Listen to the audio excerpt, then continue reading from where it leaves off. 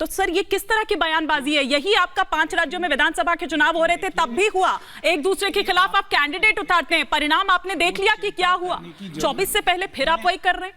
हमारे श्री अशोक गहलोत नहीं, उसका ही सबक अशोक गहलोत जी, बघेल साहब और सलमान खुर्शीद जी बहुत। किशोर जी, समीर जी कुछ कह रहे हैं आपसे। हाँ, देखिए मेरा कहना है महाराष्ट्र की, दुष्यंत जी एक मिनट सुन लो ना, मेरा ये कहना है महाराष्ट्र की स्थिति देखिए, ये 3 दल है, अभी इसमें चौथा दल शामिल करने वाले थे प्रकाश अंबेडकर, बाबा साहब अंबेडकर के जो पोते हैं प्रकाश अंबेडकर, उनकी वंचित बहुजन अगाड़ी है।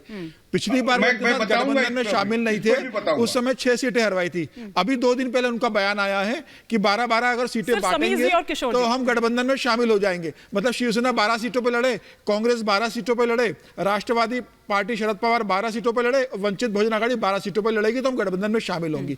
शिवसेना कह रही है हम 23 सीटों से कम पे लड़ेगी। कांग्रेस का कहना है कि राष्ट्रवादी कांग्रेस और कांग्रेस के बीच जो गठबंधन था वो 26 और 22 सीटों का था। कांग्रेस 26 पे लड़ती थी, राष्ट्रवादी 22 सीटों पे लड़ती थी। तो कांग्रेस का कहना है कि हम 26 से सीटें लड़ेंगे नहीं। शरद पवार कह रहे हैं महाराष्ट्र का सबसे बड़ा खिलाड़ी मैं हूं, मैं तो 22 के नीचे जाऊंगा। और सर ये कांग्रेस ने अभी कल जो ये जो स्थापना दिवस है ये कल वहां नागपुर में करने के पीछे आप कुछ, एक सेकंड किशोर जी, आप ही से सवाल है, ऐड ऑन कर लीजिएगा उसमें, कि ये जो कल स्थापना दिवस जब था तब जब वो नागपुर में कार्यक्रम किया, क्या इसके पीछे आप कुछ वजह देखते हैं? न्याय यात्रा 20 मार्च को अगर खत्म हो रही है तो वो भी मुंबई में हो रही है, क्या इसके पीछे कोई स्ट्रैटेजी आप देखते हैं?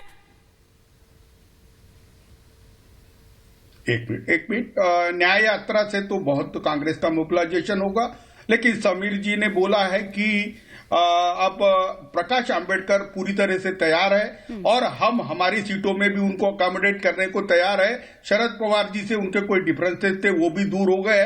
महाराष्ट्र में 1-to-1 फाइट होने को जा रही है और मैं बता रहा हूं कि लोकसभा के अंदर मुझे लगता है समीर कहीं 48 सीटें भी के विपक्ष ले जाएगा और मोदी जी को सत्ता से महाराष्ट्र रोकेगा, ऐसा चित्र है। ये तो बिहार और महाराष्ट्र और पश्चिम बंगाल ये मोदी जी को बाहर कर देंगे ऐसा लगता है।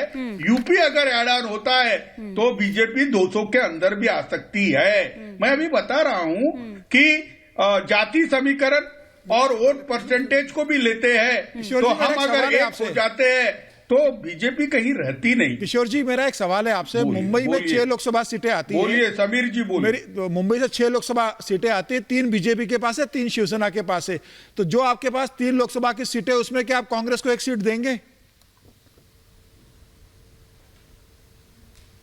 नहीं, हम हमारे लेवल पर सब कर लेंगे, लेकिन मुझे क्यों लगता है कि बीजेपी और बीजेपी प्रो रहने वाली मीडिया इतनी चिंतित है। ऐसा कोई डिफरेंसेस नहीं है। सर बीजेपी की तो जरूरत ही नहीं, आप देखिए ना धनंजय जी के पास तो मैं अभी तक गई नहीं हूं उनका रिएक्शन लेने के लिए।